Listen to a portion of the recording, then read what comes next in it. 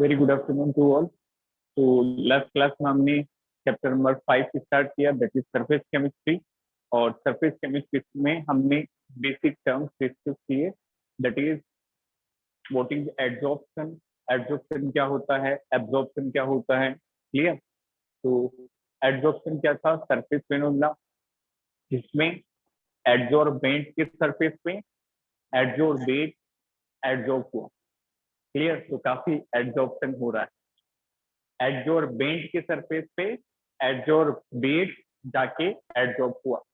ठीक है, तो फिर हमने इसका मैकेनिज्म समझा, एडजॉर्प्शन के टाइप देखे। दो तरह का एडजॉर्प्शन होता है, फिजिकल एडजॉर्प्शन और दूसरा केमिकल एडजॉर्प्शन। डन। तो फिजिकल एडजॉर्प्शन में क्या होता है? वहां पे फिजिकल फोर्सेस होती है, जिससे जो हमने एसएचसी का कॉन्सेप्ट पढ़ा, तो वहां पे पीटी सरफेस प्रोवाइड कर रहा था। हाँ बच्चे, उसको कह सकते हैं adsorption we can say. Clear? But you just remember that example only, H2 over PD and PT surface. एक बच्चे का डाउट है, व्हाट इज दैट डाउट? कि जो हाइड्रोजन इलेक्ट्रोड थी उसमें प्लेटिनम सरफेस हमने रिएक्शन के लिए, प्लेटिनम सरफेस हमने रिएक्शन के लिए दिया था, तो क्या हम उसको ओकल्सन कह सकते हैं क्या? ये बच्चे का डाउट है। फाइन, तो बिल्कुल कह सकते हैं, क्योंकि हाइड्रोजन एक गैस थी, इजंट इट? हाइड्रोजन एक गैस थी और प्लेटिनम का सरफेस हमने रिएक्शन के लिए प्रोवाइड किया। तो एक मेटल सरफेस पे गैस की रिएक्शन हो रही है, तो यदि वो गैस एडजॉर्ब होती है, देयर में बी टू कंडीशन। जो हाइड्रोजन गैस उस सरफेस पे, प्लेटिनम सरफेस पे बेटा एडजॉर्ब होगी, उसको हम कह सकते हैं कि ऑक्सीजन है। और जो हाइड्रोजन गैस एडजॉर्ब नहीं होगी उसको ऑक्सीजन नहीं कहेंगे। तो ओवरऑल वी कैन से, क्योंकि मेटल के सरफेस पे गैस को एडजॉर्ब करना, दैट इज ऑक्सीजन। क्लियर? तो लास्ट क्लास में हमने एडजॉर्प्शन डिस्कस किया, एडजॉर्प्शन के टाइप डिस्कस किए। Physical adsorption is one in which the physical forces of attraction are there. Clear? जैसे van der Waals force. But chemical absorption, या उसको क्या बोलते हैं, केमिजॉर्प्शन, उस केस में क्या हो रहा था? केमिकल बॉन्ड वहां पे बन रहे थे। डन। तो कुछ डिफरेंसेस हमने दोनों में देखे। तो जिन स्टूडेंट ने पहला लेक्चर अटेंड नहीं किया, तो वो एक बार पहला लेक्चर देखें। आज का भी लेक्चर समझ आ जाएगा, बिल्कुल आसान है, बट लेक्चर नंबर 1 जरूर देखें। ग्रुप में मैंने उस लेक्चर की रिकॉर्डिंग सेंड की है, तो जस्ट सी दैट लेक्चर, और आज का आ जाएगा समझ में। चलिए, तो आज हम डिस्कस करेंगे what is thermodynamics of adsorption. Adsorption के दौरान जो थर्मोडायनेमिक वेरिएबल है बच्चों, उनके साइन क्या रहते हैं? जैसे एंथैल्पी पे क्या चेंज होगा, एंट्रोपी पे क्या चेंज होगा, गिब्स फ्री एनर्जी पे क्या चेंज होगा। तो let us discuss thermodynamics of adsorption. Write down, thermodynamics of adsorption. ये एनसीईआरटी में भी गिवन है और बहुत ही कॉमन है, आपको पता होना चाहिए, बहुत इंपॉर्टेंट भी है, कंपटीशन पॉइंट ऑफ व्यू से भी इंपॉर्टेंट है। थर्मोडायनेमिक्स का मतलब क्लास 11th में आपने एक चैप्टर पढ़ा होगा थर्मोडायनेमिक्स। वहां पे 3 वेरिएबल आपने पढ़े होंगे, इंथैल्पी, एंट्रोपी और गिब्स फ्री एनर्जी। तो जहां कहीं भी हम थर्मोडायनेमिक्स की बात करते हैं, तो इन तीनों पैरामीटर के साइन हमें देखने होते हैं। ठीक है? तो जैसे एडजॉर्प्शन की बात करें, व्हाट इज एडजॉर्प्शन? ये एक सॉलिड सरफेस है जिसको हम बोलते हैं एडजॉर्बेंट, एडजॉर्बेंट। और इससे आगे एक गैस स्टिक हो जाती है, इस तरह से फिजिकल या फिर केमिकल अट्रैक्शन से ये एडजॉर्बेट है, एडजॉर्बेट। ठीक है? तो in this we have to connect all 3 parameter, मतलब तीनों थर्मोडायनेमिक्स वेरिएबल को रिलेट करना हमें। ठीक है? तो क्या आप बता सकते हैं डेल्टा एच का साइन क्या होगा? कल डिस्कस किया था, एनर्जी रिलीज होगी या गेन होगी? एनीवन? जब एडजॉर्प्शन होगा एक सॉलिड सरफेस पे, जब गैस आएगी, तो डेल्टा एच का साइन क्या होगा? ऑब्वियसली नेगेटिव, क्योंकि एनर्जी क्या होती है? रिलीज, और एनर्जी रिलीज होगी तो delta H is going to be negative. तो डेल्टा एच इंथैल्पी का साइन होगा negative. That means adsorption is exothermic process, it is exothermic process. ठीक है, अब एंट्रोपी पे कमेंट करते हैं। Entropy it is denoted by F, delta F. Entropy किससे डिनोट करते हैं? डेल्टा एफ से। याद रखना बच्चों, एंट्रोपी को इफेक्ट करने वाले दो फैक्टर होते हैं। क्लियर? ये 11th क्लास में पढ़ाया जाता है एंट्रोपी वेरिएबल, बट अभी आप समझ सकते हैं कौन से दो वेरिएबल हैं। Entropy is directly proportional to number of particles and entropy of gas is greater than liquid, greater than solid, and entropy is proportional to randomness। बस एंट्रोपी के लिए आप बस यही बातें याद रखें, सारे क्वेश्चन बन जाएंगे। देखें, एंट्रोपी का मतलब होता है रैंडमनेस, कितना सिस्टम रैंडम है। क्लियर? अब जैसे क्लासरूम में मान लीजिए 2 स्टूडेंट हैं और एक क्लासरूम में 10 स्टूडेंट हैं, तो किस क्लासरूम में रैंडमनेस ज्यादा होगी? कहाँ पे उथला पटक ज्यादा होगी? जहाँ पे स्टूडेंट ज्यादा है। तो इनडायरेक्टली बोल रहे हैं, तो randomness is directly proportional to number of particles, more the number of particles more will be randomness। ठीक है, इसके बाद फिजिकल स्टेट से चेक करें तो ऑब्वियसली गैस का रेंडमनेस सबसे ज्यादा होगा, लिक्विड का थोड़ा कम होगा, सॉलिड का और भी कम होगा, क्योंकि गैस के पार्टिकल की काइनेटिक एनर्जी ज्यादा होती है, तो रेंडमनेस भी ज्यादा होगा, तो इंट्रोपी भी ज्यादा होगी। तो ये हमने इंट्रोपी समझी कि इंट्रोपी नंबर ऑफ पार्टिकल के डायरेक्टली प्रोपोर्शनल है, रेंडमनेस के प्रोपोर्शनल है। गैस की इंट्रोपी लिक्विड से ज्यादा होगी, लिक्विड की किससे ज्यादा होगी? सॉलिड से। देन जैसे एक छोटा सा क्वेश्चन, फिर एडजॉर्प्शन पे आएंगे, इसका आंसर कौन करेगा? H2O सॉलिड से H2O लिक्विड में कन्वर्ट हो रहा है। Can you tell me what is sign of delta F? Delta F entropy का साइन क्या होगा? एंट्रोपी बढ़ेगी या घटेगी? सोचो अच्छे से। H2O सॉलिड से लिक्विड में आ रहा है, ये रिफ्लेक्टर चेक करके बताओ। एग्जैक्टली, एंट्रोपी इंक्रीज होगी। बिल्कुल सही आंसर। एंट्रोपी क्यों बढ़ेगी? क्योंकि लिक्विड के पार्टिकल ज्यादा रैंडम है, लिक्विड के पार्टिकल ज्यादा रैंडम है और सॉलिड में मूवमेंट रिलेटिवली काफी कम है। तो मूवमेंट ज्यादा हुआ लिक्विड के अंदर, लिक्विड में एंट्रोपी बढ़ गई। क्लियर? तो फाइनल माइनस इनिशियल करोगे, इंक्रीज हुआ तो चेंज क्या होगा? पॉजिटिव। तो चेंज क्या होगा? पॉजिटिव। ठीक है, ये क्वेश्चन बहुत इंपॉर्टेंट है एंट्रोपी के, ये वैसे थर्मोडायनेमिक्स हैं, हम एंट्रोपी एडजॉर्प्शन पे भी लगाएंगे। अच्छा, last question, N2 + 3H2 gives 2NH3, इसमें कौन बताएगा sign? Who will tell me the sign of entropy? This is gaseous, this is gaseous, this is gaseous। एक रिएक्शन है, उसको हैबर्स प्रोसेस बोलते हैं, सभी को पता होगा, फॉर्मेशन ऑफ अमोनिया और सिंथेसिस ऑफ अमोनिया। ठीक है, तो इसमें एंट्रोपी का साइन क्या होने वाला है? पॉजिटिव या negative? Yes, entropy is negative. इसका रीजन क्या होगा? इसमें हमने कौन सा लॉजिक लगाया? नंबर ऑफ पार्टिकल के प्रपोर्शनल है। ठीक है, क्योंकि पहले पार्टिकल, रिएक्शन से पहले पार्टिकल कितने थे? 1 and 3, 4 पार्टिकल। बस जैसे ही रिएक्शन हुई तो पार्टिकल 2 ही बचे। क्लियर? इसका मतलब पार्टिकल कम हुए हैं तो एंट्रोपी भी कम होगी, तो साइन क्या होगा?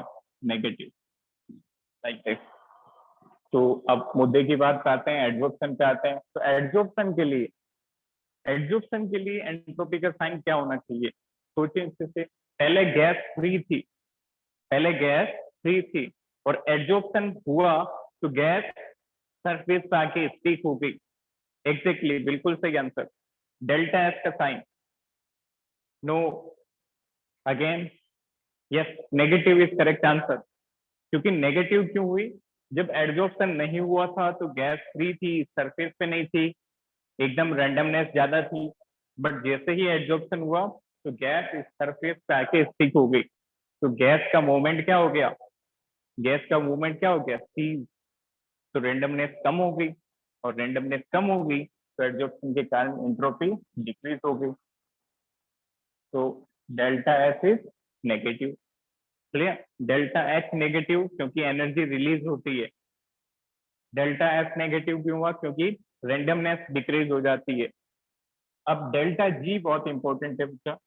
Delta G is equal to delta H minus C delta S. Clear. Delta G का एक फॉर्मूला आपने पढ़ा होगा कि जो गिफ्ट फ्री एनर्जी होती है वो क्या होती है? Delta H minus C delta S होती है। बिल्कुल सिंपल सा फॉर्मूला है। Delta H is gift free energy change, इसको बोलते हैं gift free energy change. Delta H को बोलते हैं इंथैल्पी चेंज, इंथैल्पी चेंज। और डेल्टा एस को बोलता है entropy change.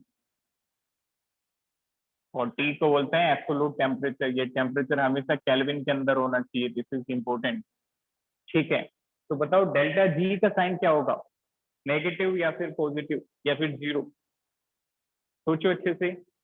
Gift free energy आपको हमने पहले डिस्कस की है कि गिफ्ट फ्री एनर्जी नेगेटिव होने का मतलब क्या है, गिफ्ट फ्री एनर्जी पॉजिटिव होने का क्या सिग्निफिकेंस है, और जीरो होने का क्या सिग्निफिकेंस है। ठीक है, तो गिफ्ट फ्री एनर्जी कोई भी स्पॉन्टेनियस प्रोसेस के लिए नेगेटिव होती है। Clear, this is very important fact. And adsorption जो था, tell me it is spontaneous और नॉन स्पॉन्टेनियस? स्पॉन्टेनियस का मतलब जो खुद से हो जाए, जिसमें हम एक्सटर्नल सोर्स या एक्सटर्नल मीन्स की रिक्वायरमेंट नहीं है। एग्जैक्टली, क्योंकि गैस तो अपने आप ही एड्जॉर्ब होगी, इसका मतलब ये स्पॉन्टेनियस था। और स्पॉन्टेनियस होने का मतलब डेल्टा जी क्या होगा बच्चों? नेगेटिव। That's it. तो यहाँ से हमने डेल्टा जी बता दिया कि एड्जॉर्प्शन का डेल्टा जी नेगेटिव होगा as adsorption is spontaneous process. Delta G negative होने का मतलब क्या हो गया? Adsorption is spontaneous process. तो ये तीनों वेरिएबल का आपको साइन पता होना चाहिए। तीनों नेगेटिव होते हैं, बस खत्म। Delta H negative, S negative और जी भी नेगेटिव। चलिए नेक्स्ट एक और बेसिक टर्म है बच्चों, that is extent of adsorption. ये हमने कल भी काम में ली थी। एक्सटेंट ऑफ एड्जॉर्प्शन, इसको हम एक्स बाई एम से डिनोट करते हैं। Extent of adsorption, x by m मतलब कितनी एक्सटेंट तक, कितनी हद तक एड्जॉर्प्शन हुआ। क्लियर। ज्यादा से ज्यादा एक्स बाई एम की वैल्यू होगी तो ज्यादा से ज्यादा एड्जॉर्प्शन होगा। तो ये एक्स बाई एम है क्या? Basically it is the weight of adsorbate adsorb पर यूनिट मास ऑफ एड्जॉर्बेंट। मतलब एक यूनिट मास के लिए mass of adsorbent and this is mass of adsorbate. That's it, आप इसको बस याद रखिए। देखे ध्यान से, what is extents of adsorption denoted by x by m. ठीक है, it is the weight of adsorbate which is adsorb पर unit mass of adsorbent. Clear. मान लो 20 ग्राम गैस एक 10 ग्राम सरफेस पे एड्जॉर्ब हुई। लेट्स सपोज ये जो gas थी, एग्जाम्पल के तौर पे समझने के लिए, एक 20 ग्राम गैस थी जो 10 ग्राम सरफेस पे एड्जॉर्ब हुई। Then what is value of x by m? 20 gram gas 10 gram surface पे जाके एड्जॉर्ब हुई, तो what is value of extent?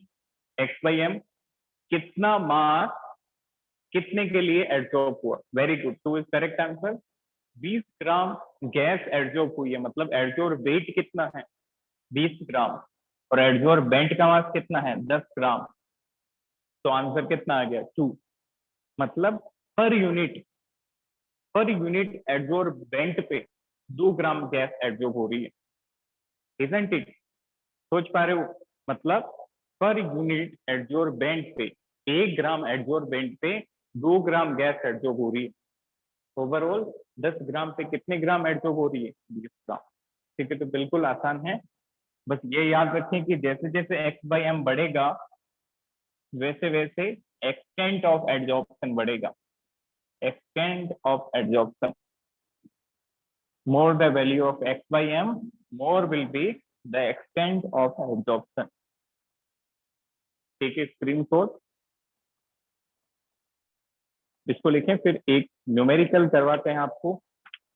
तो बहुत ही लिमिटेड क्वेश्चन हैं इस चैप्टर में। तो 2-3 पैटर्न के 6 पैटर्न है न्यूमेरिकल के। तो ये एक प्रीवियस ईयर क्वेश्चन है, इसको देखते हैं कैसे डील करना होता है।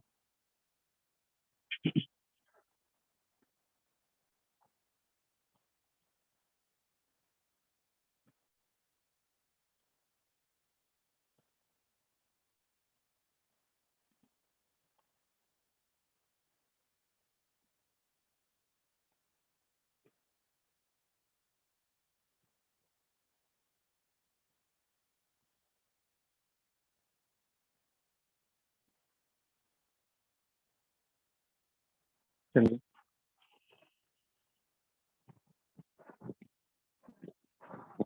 क्वेश्चन को देखते हैं, और एक क्वेश्चन मैं आपको होमवर्क में दूंगा। तो एग्जैक्टली इसी पैटर्न का क्वेश्चन होगा, इसको अच्छे से समझो, इसके बाद वो वाला ट्राई करना। चलिए नोट डाउन, लिखें। 3 gram of activated charcoal, 3 gram of activated charcoal is added, was added actually, was added to 50 ml of acetic acid। ठीक है, कर दिया ऐड। अब क्या हुआ, एसिटिक एसिड सॉल्यूशन जिसका कॉन्सेंट्रेशन था 0.06 मोलर, ओके, इन फ्लास्क, ऑब्वियसली फ्लास्क के अंदर ही होगा वो। ठीक है, after an hour, after an hour, 1 घंटे बाद, it was filtered, it was filtered and concentration was found to be, was found to be 0.042 molar। आपको क्या कैलकुलेट करना है, find the amount of, find the amount of acetic acid, amount of acetic acid adsorbed, which is adsorbed per unit gram, per gram of charcoal, per gram of charcoal। इसको read करें हम, just read this question.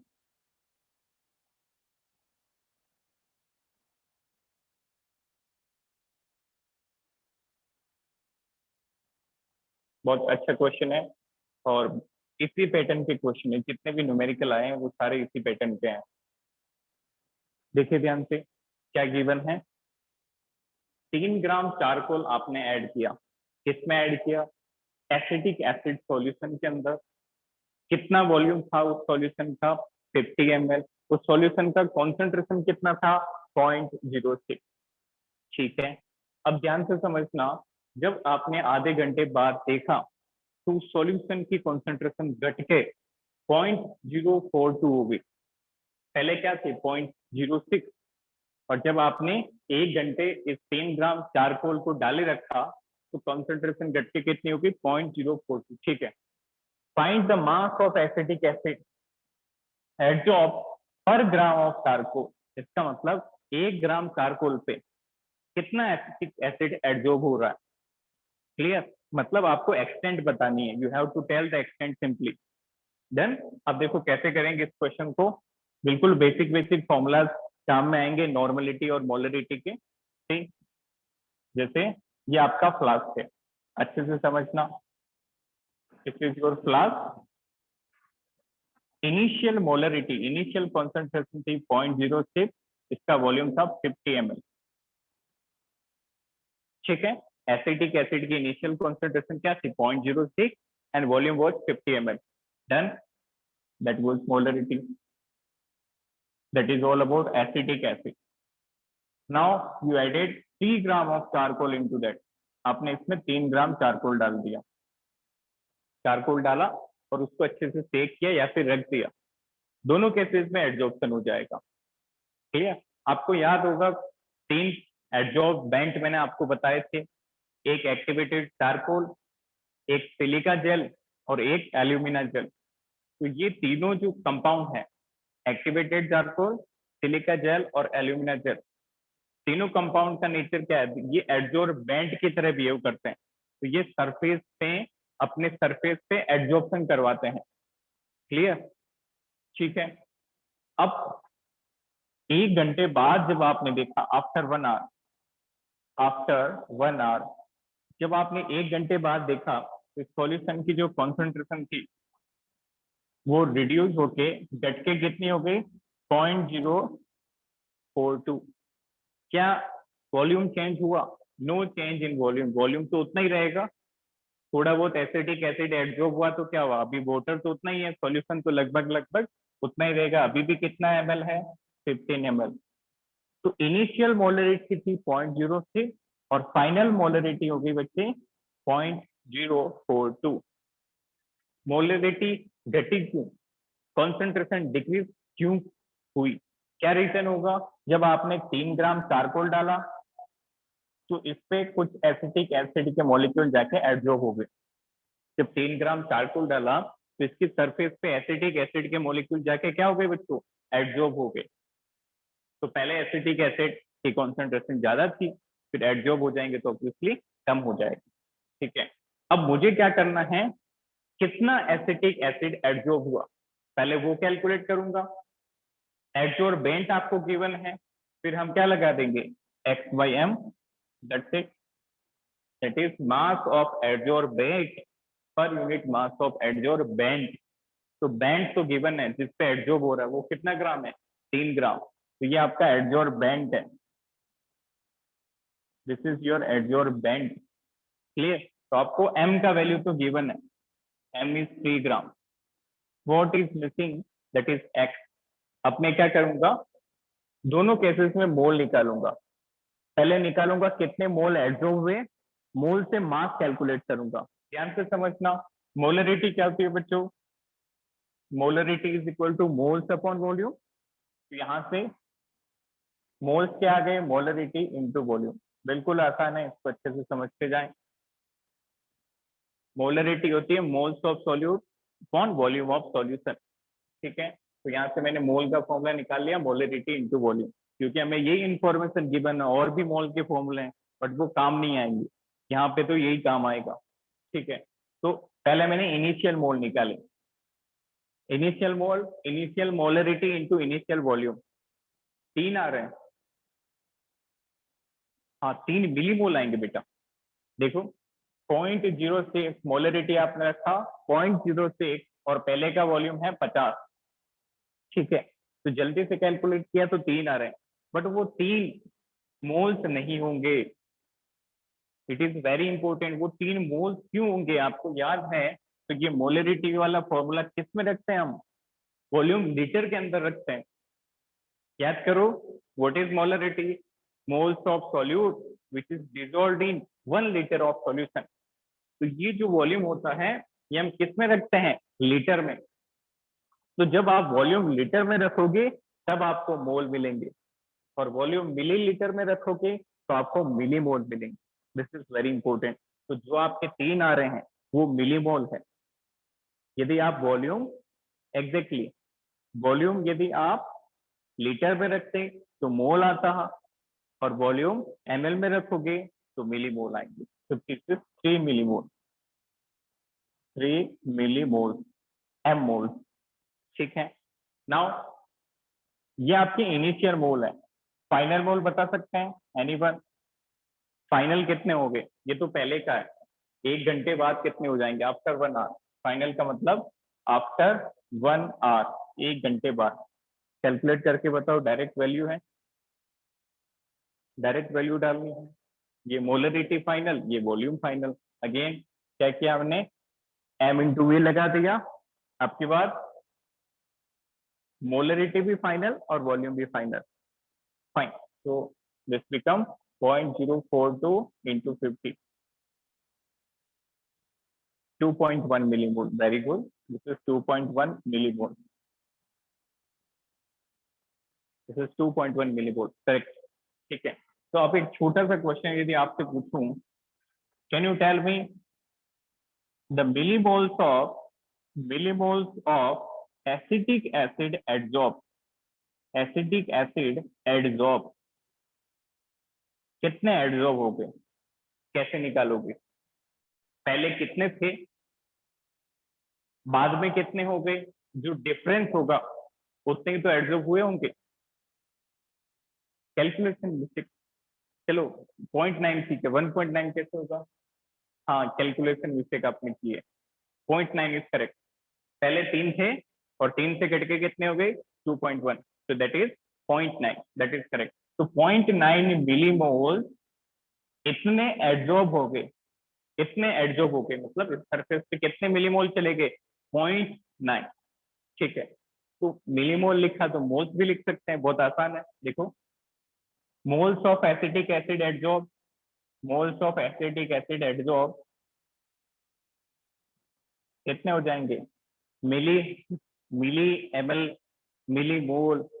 मिली का मतलब क्या होता है? 10 की power -3. मिली का मतलब क्या होता है बच्चों? सिंपली 10 की पावर -3. तो हमने किया 10 की पावर -3 करते ही मुझे मिली मोल से क्या मिल गए? मोल. मिली मोल से मुझे क्या मिल गए? मोल. ठीक है. तो ये हमने मोल में खेल लिया सारा गेम. क्या मोल से मास निकालना नहीं आता? मोल से मास कैसे निकालते हैं? How to calculate mass from the mole?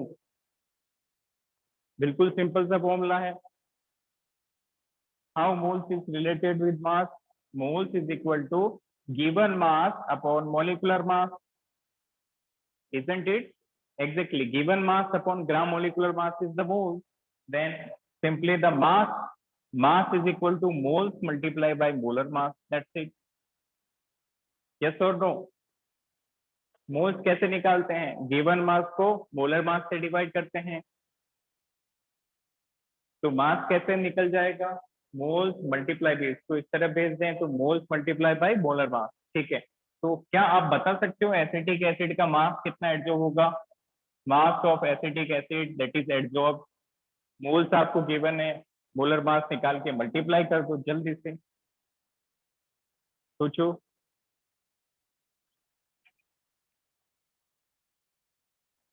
Think over that. कितना आ रहा है? बिल्कुल सिंपल सा कैलकुलेशन है. देखो, मोल्स आ गए एसिटिक एसिड के कितने? 0.9 इंटू 10 की पावर -3. मोलर मास क्या आ रहा है एसिटिक एसिड का? ये तो क्लास 11 से पढ़ते आ रहे हैं. मोलर मास कैसे निकालते हैं? 60 आ रहा है. बिल्कुल सही. 2 कार्बन है, 2 इंटू कार्बन का कितना होता है? 12. 4 हाइड्रोजन है, 4 इंटू 1. 2 ऑक्सीजन है, 2 इंटू 16. ऐड कर लो, ये आ जाएगा 60. तो हम मोल्स से मास के अंदर जा चुके हैं. ये मोल्स को मैंने मोलर मास से मल्टीप्लाई कर दिया. क्लियर? 5.4 इंटू 10 की पावर -2. Wait for 1 second. ये बनेगा 54. This is 9 and this is 54. So 54 into 10 की पावर -3. ठीक है. आपने लिखा था 5.4 इंटू 10 की पावर -2. ठीक है. All right. All right. Clear? 54 into 10 की पावर -3. ये क्या आया? This is the weight of adsorbate. इतना ग्राम एडजॉर्ब हुआ, इतना ग्राम एसिटिक एसिड एडजॉर्ब हुआ. क्लियर? क्या आप एक्सटेंट ऑफ एडजॉर्प्शन बता सकते हैं? Now can you tell me what is extent of adsorption? कैसे निकालते हैं? x upon m. x मतलब एडजॉर्बेट, m मतलब एडजॉर्बेंट. एग्जैक्टली 54 को किससे डिवाइड किया? 3 से. तो क्या बन गया? 1.8 इंटू 10 की power -3. This is correct answer. Very good. तो एक्सटेंट कितना हो जाएगा? x upon m. Mass of adsorbate upon mass of adsorbent. तो कितना एडजॉर्ब हुआ बच्चों? 54 इंटू 10 की पावर -3. एडजॉर्बेंट कितना था? 3 ग्राम. कैंसिल कर दो, कैंसिल करो. इसकी टेबल में, ये 18 की टेबल में 18 3 जा 54. तो आंसर क्या आ गया? 18 into 10 की पावर -3 दिस मच, 18 into 10 की पावर -3। इसका मतलब क्या हुआ कि चारकोल के, हाँ वो आपने 1.8 लिखा है, ठीक है, that is same. When you divide it, coefficient remain same, 10 की पावर -3, और ये 18 बन जाएगा कोफिशिएंट, ठीक है। देखो इसका सिग्निफिकेंस क्या हुआ बच्चों, कि 1 ग्राम चारकोल पे कितना एसिटिक एसिड एडजॉर्ब हुआ। तो कितना एडजॉर्ब हुआ, 18 इंटू 10 की power -3 gram of acetic acid.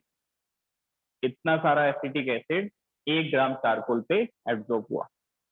Fine. तो बिल्कुल सिंपल क्वेश्चन था, हमने काफी फॉर्मूले रिवाइज किए हैं, इसलिए हमने इसको बहुत धीरे धीरे सॉल्व किया ताकि वो क्लियर होगा। क्लियर, एक क्वेश्चन मैं आज सेंड करूंगा, तो वो क्वेश्चन आप करना, तो आपको क्लियर हो जाएगा कैसे अप्रोच करना होता है।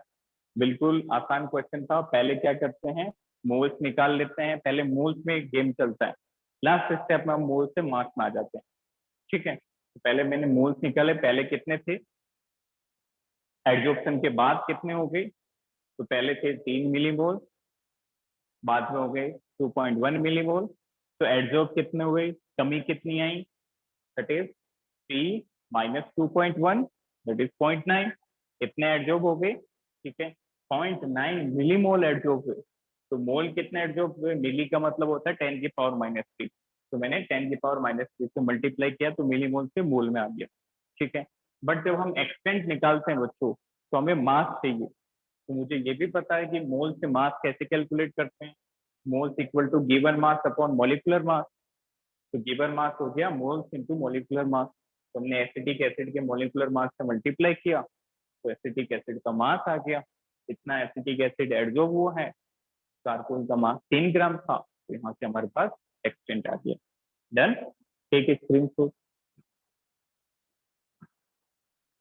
ये एक नॉन मेडिकल एग्जाम का क्वेश्चन है, that was asked JEE Main 2015, online paper में ये पूछा गया था।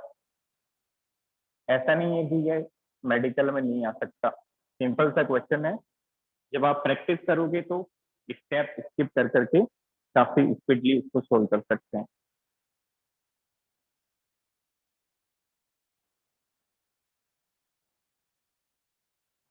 चलिए जल्दी से स्क्रीनशॉट लीजिए, फिर आगे बढ़ते हैं। फिर हम डिस्कस करेंगे फैक्टर्स अफेक्टिंग एड्जॉर्प्शन। एड्जॉर्प्शन को अफेक्ट करने वाले कौन कौन से फैक्टर्स हैं।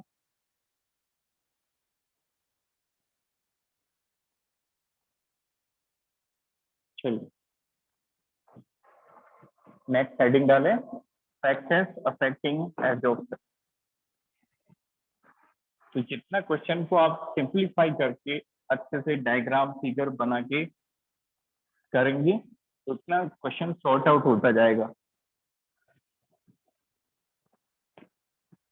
Next write down factors affecting adsorption.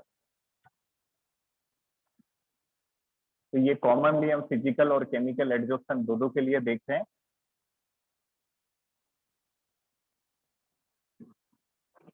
Factors affecting adsorption, fine.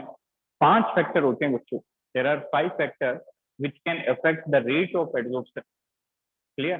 तो एड्जॉर्प्शन एड्जॉर्बेट पे भी डिपेंड करेगा, एड्जॉर्बेंट पे भी डिपेंड करेगा, टेम्परेचर पे डिपेंड करेगा, प्रेशर पे डिपेंड करेगा, क्लियर, और एक्टिविटी पे डिपेंड करेगा। तो सबसे पहले देखते हैं कि एड्जॉर्बेट का नेचर कैसे इफेक्ट करता है। तो first factor is nature of adsorbate, मतलब गैस का नेचर। जो गैस एड्जॉर्ब होगी उसका नेचर क्या है, नेचर ऑफ एड्जॉर्बेट। फाइन। मान लीजिए आपके पास 2 गैसेस है, क्लियर। इसको समझते हैं, इसके बाद हम कंक्लूजन पे आ जाएंगे। Let's suppose this is gas A और दिस इज गैस बी। ये ए गैस है और ये बी गैस है। फाइन। दोनों केसेस में आपका सरफेस सेम है, clear. In both cases adsorbent is same, ठीक है। You are having gas A gas B. The gas A is easily liquefiable gas, but gas B is not easily liquefiable. Clear? इसको हम easily liquefy कर सकते हैं, but B को हम easily liquefy नहीं कर सकते। क्या आप रिलेट कर सकते हो कौन सी गैस जो है वो अच्छे से एडजॉर्ब होगी? The one which is easily liquefiable और नॉट? सोचो अच्छे से। गैस ए और बी, ए का लिक्विफिकेशन आसान है और बी का लिक्विफिकेशन डिफिकल्ट है, तो किसका एडजॉर्प्शन फास्ट होगा? ए का। बिल्कुल, बस यही फैक्ट है। क्लियर? एग्जैक्टली इस तरह से चीजों को सोच सोच के करो तो चीजें याद नहीं रखनी पड़ेगी। एग्जैक्टली गैस का लिक्विफिकेशन आसान होगा। क्लियर? उसी की तो क्वालिटी रहेगी कि वो नीचे से कंडेंस होके नीचे आ जाए, तो वो गैस अच्छे से एडजॉर्ब हो सकती है। Clear? This is very important, इसको लिख दें। द गैस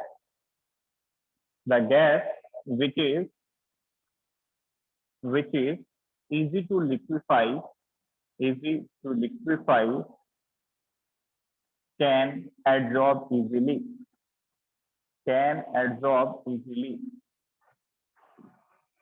तो जो गैस इजीली लिक्विफाई होगी उसका एडजॉर्प्शन आसानी से हो जाएगा, फास्ट होगा। ठीक है, तो कुछ गैसेस हैं आपको याद रखनी है, बहुत इंपॉर्टेंट है। SO3 गैस हो गई, HCl गैस हो गई, NH3 गैस हो गई, एक्सेट्रा। ये जो गैस है, ये तो एग्जाम में यही एग्जाम्पल आते हैं। क्लियर? तो ये जो गैस है इनका लिक्विफिकेशन आसान होता है बच्चों। SO3 sulphur trioxide, hydrogen chloride gas और अमोनिया। एक और आप लिख लें CO2, कार्बन डाइऑक्साइड।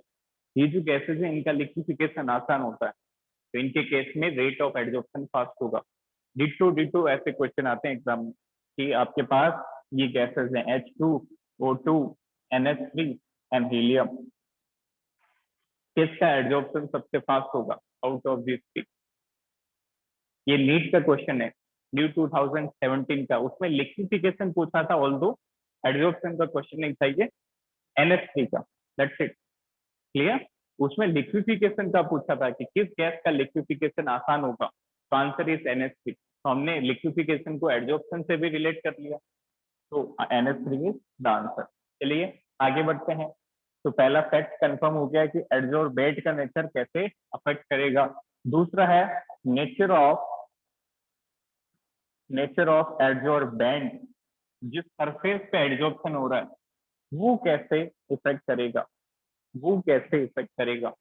अच्छा, इसको भी हम सोच के आंसर करते हैं। देखें, आपके पास 4 ग्राम चारकोल इस कंडीशन में है, this is 4 gram of charcoal. ठीक है, और एक केस मैंने और बनाया जिसमें मैंने 4 ग्राम चारकोल को तोड़ तोड़ के इस तरह से फैला दिया, टुकड़ी कर करके मास को। चलिए मैं आपको डाउट करता हूँ, तो देखने पर देखें, ये 4 ग्राम चारकोल है, this is 4 gram of charcoal and this is also 4 gram of charcoal. ठीक है, ये एडजॉर्बेंट का सरफेस है, इसके ऊपर यहाँ पे गैस उड़ रही है। अब ये उड़ के नीचे आ जाएगी, तो बताओ किस में एडजॉर्प्शन ज्यादा होगा, इस वाले में या इस वाले में? सेकेंड केस में। फर्स्ट आंसर कैसे होगा? सेकेंड वाला होगा ना। एग्जैक्टली, सेकेंड का रीजन क्या है? Surface area. What is the reason, what is logic? Surface area. Clear? जितना ज्यादा सरफेस एरिया होगा उतनी ज्यादा तो वैकेंसी होगी। अब ये गैस के पास यहाँ पे देखो वैकेंसी कम है, और पहले वाले में कैसे एकदम से सरफेस एरिया बढ़ गया। Clear? In this case surface area is more, hence the extent of adsorption will be high. Clear? तो जितना ज्यादा सरफेस एरिया होगा उतना ज्यादा एडजॉर्प्शन होगा। तो यहाँ पे हम मेंशन कर सकते हैं more the surface area of adsorbent, more the surface area of adsorbent, more will be the extent of adsorption. More will be the extent of adsorption. More will be the extent of adsorption. अच्छा, एक doubt आया था बच्ची का कि adsorbate के मास पे depend करेगा क्या रेट, तो वो विल टेल मी। सभी अपना राय रखें कि एडजोर्बेट जो गैस है उसके मास पे डिपेंड करेगा क्या। एक तरफ आपके पास 5 किलो गैस है और एक तरफ 10 किलो गैस, तो क्या मास पे डिपेंड करेगा गैस के मास पे एडजॉर्प्शन कम होगा या ज्यादा होगा? No, no is correct answer. Mass पे डिपेंड नहीं करेगा।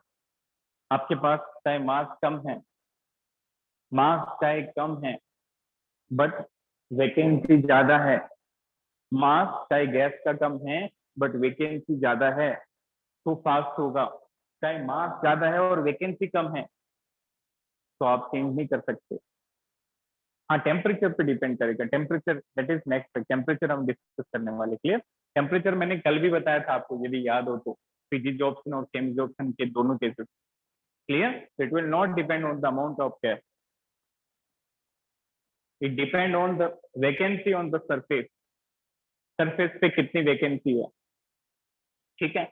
और अमाउंट वाले से एक और फैक्टर रिलेट कर सकते हैं। देखो, एक तरफ आपके पास 5 किलोग्राम हीलियम है और दूसरी तरफ आपके पास 1 किलोग्राम अमोनिया है, तो लिक्विफिकेशन किसका आसान होता है? अमोनिया का। तो हीलियम ज्यादा है, फिर भी हीलियम का लिक्विफिकेशन है ही नहीं, हीलियम का करेक्टर ही नहीं है एडजॉर्प्शन का, हीलियम कैसे करेगा? चाहे उसका टन मास ले लो, 100 ग्राम मास ले लो, तो भी अमाउंट पे डिपेंड नहीं करेगा।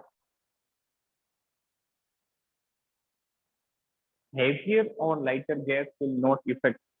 नहीं, हैवियर और लाइटर से हमने कैसे रिलेट किया? हैवियर लाइटर से तो बहुत सारी बातें इफेक्ट होती है बेटा। यदि कोई गैस हैवी है, देखो ये वाला फैक्टर हैवियर लाइटर से ही आ गया ना। देखो ध्यान से, गैस का लिक्विफिकेशन आसान कब होता है? ये पूरा 11 का स्टार्ट हो चुका है। चलिए देखिए, गैस का liquefaction, yes, heavier will have high extent, this is correct. Why? the molecular forces, attractive forces is directly proportional to molecular mass. This is very important. जो वॉन्डरवॉल फोर्सेस होती है, आपने मास और हैवियर लाइटर कॉन्सेप्ट बिल्कुल अलग अलग question पूछा है। मास तो एक तरफ और heavier lighter is something related to the density. Clear? सोचो अच्छे से, एक तरफ मास जो क्वेश्चन था, मास वाला, वो एक तरफ क्वेश्चन है, और हैवियर और लाइटर वाला जो क्वेश्चन है वो डेंसिटी से रिलेटेड है, और डेंसिटी में मास और वॉल्यूम दोनों रोल में आते हैं।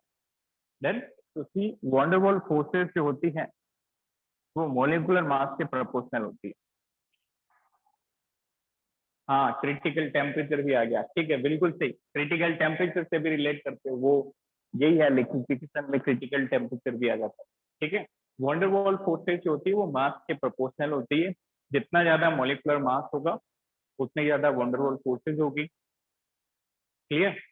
तो जो गैस जो है जिसका मोलिकुलर मास ज्यादा होगा उसका वॉन्डरवॉल फोर्स का एक्सटेंट ज्यादा होगा, वॉन्डरवॉल फोर्स ज्यादा होगी, अट्रैक्शन ज्यादा होगा, अट्रैक्शन ज्यादा होगा तो वो गैस इजी टू लिक्विफाई होगी, और इजी टू लिक्विफाई होगी तो एक्सटेंट ऑफ एडजॉर्प्शन ज्यादा होगा।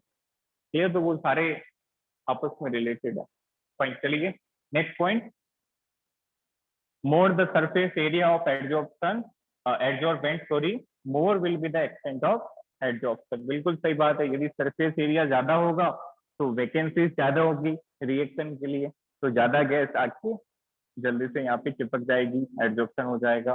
चलिए, इसका मतलब यहाँ पे हम एक नोट डाल सकते हैं कि जो जो हमारा एडजॉर्बेंट पाउडर फॉर्म में है, क्लियर, वो एक अच्छा और इफेक्टिव एडजॉर्बेंट बनेगा, क्योंकि जब आप चीजों का पाउडर बना देते हो, क्लियर, जब आप चीजों का कोई भी बल्क का आप पाउडर बना देते हो तो उसका सरफेस एरिया जो है अल्टीमेटली बढ़ जाता है, और उसके कारण एक्सटेंट ऑफ एडजॉर्प्शन बढ़ जाएगी। Clear? And we can say powdered adsorbent, powdered adsorbent are effective. Powdered adsorbent जो होते हैं वो क्या होते हैं, वो इफेक्टिव। और उसका रीजन क्या होता है, because of more surface area. ये क्वेश्चन पूछा जाता है, because of more surface area, because of more surface area. तो जितना ज्यादा साइज घटाओगे उतना ज्यादा सरफेस एरिया बढ़ेगा, तो जितना ज्यादा सरफेस एरिया होगा उतना ज्यादा आपका एडजॉर्प्शन होगा। चलिए, तीसरा point is effect of pressure. यहाँ से सबसे इंपॉर्टेंट पॉइंट स्टार्ट होता है, इफेक्ट ऑफ प्रेशर। यहाँ पे इक्वेशंस भी आएगी, अलग अलग साइंटिस्ट की थ्योरी भी आएगी। इफेक्ट ऑफ प्रेशर,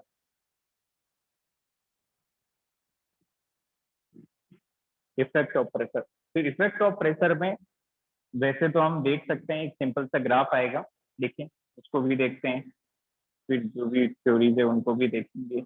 ये प्रेशर है, एक्स एक्सिस पे देखिए ध्यान से, चलिए ऊपर बनाते हैं।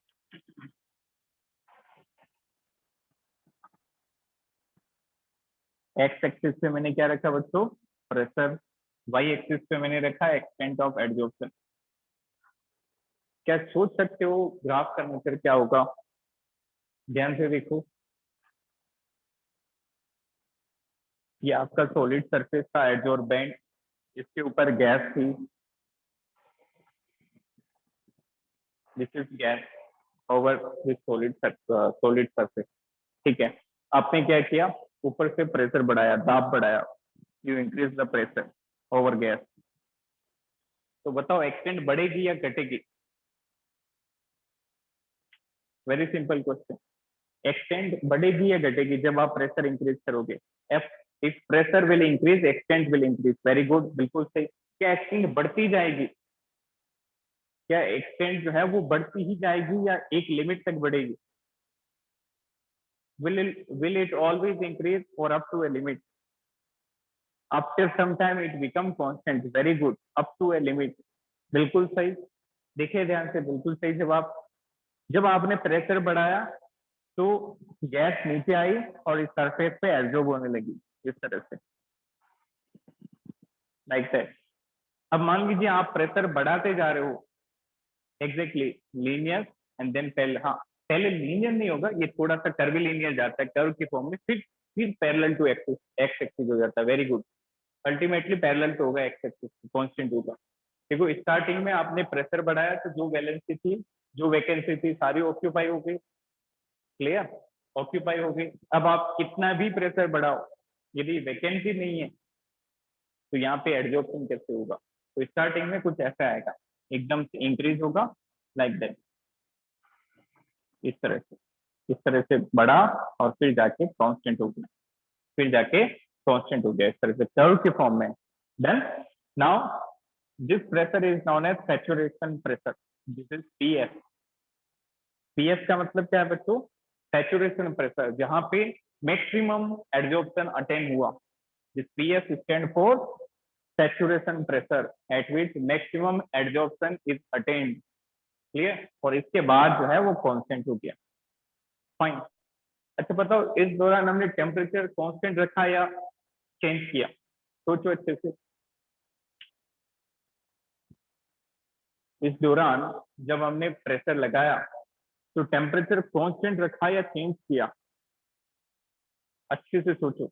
Yes, constant is correct answer, क्योंकि जब आप टेम्परेचर भी बदलोगे तो प्रेशर तो एडजॉर्प्शन करवाता है और टेम्परेचर डिजॉर्प्शन करवाता है, तो फिर आप चेंज कैसे देख पाओगे? Isn't it?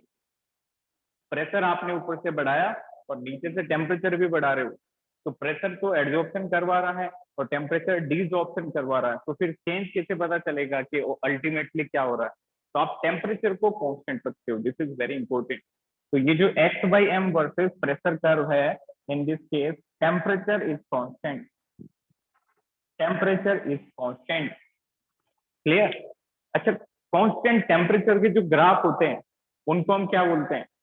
गैसेस स्टेट में पढ़ा होगा सभी ने। What we call the curve plotted at constant temperature, exactly, isotherm. Clear? Isothermal और आइसोथर्मिक प्रोसेस होता है, बिल्कुल सही। आइसो बाहर बच्चे कांस्टेंट प्रेशर होता है और आइसोकोर कांस्टेंट वॉल्यूम होता है। तो इसका मतलब ये जो कर्व है, what is this is isotherm. Very important, क्योंकि हमने किस पे प्लॉट किया? कांस्टेंट टेम्परेचर पे। तो this is known as adsorption isotherm. So write down this plotted graph, or this relation is adsorption isotherm.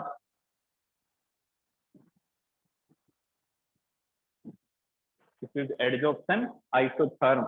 इसको define कर लें, write down. Write down what is adsorption isotherm. The graph between extent of adsorption, इसको define करते हैं basically. Adsorption isotherm में लिखें the graph between extent of adsorption, bracket में लिखो x by m, the graph between extent of adsorption and pressure floated at constant temperature. Floated at constant temperature is known as adsorption isotherm. I am repeating again, जिसमें लिखा एक बार फिर से देखें. The graph between extent of adsorption and pressure floated at constant temperature is known as adsorption isotherm. Note it down. इसका screenshot लीजिए.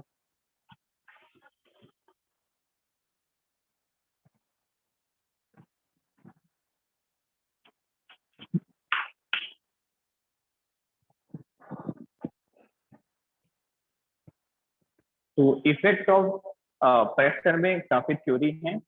एक friendly नाम के साइंटिस्ट हैं, एक लैंगमुर के नाम के साइंटिस्ट हैं. तो ये थ्योरीज हम नेक्स्ट क्लास में कवर करेंगे.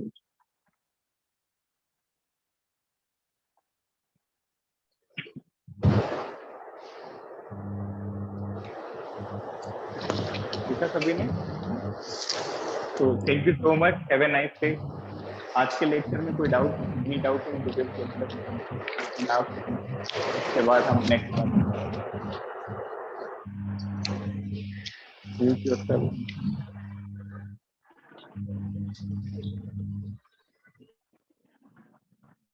Fine. Any doubt in today's lecture? No. Time required to attain equilibrium. Let me read your doubt again.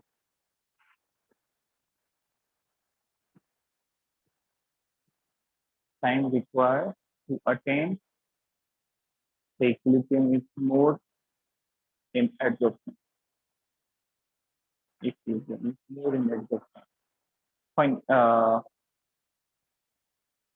Time required, which is this, attain equilibrium is more in adsorption. How do you relate it? ऐसा क्यों लगा? Equilibrium और adsorption में क्या relation है? What is the relation?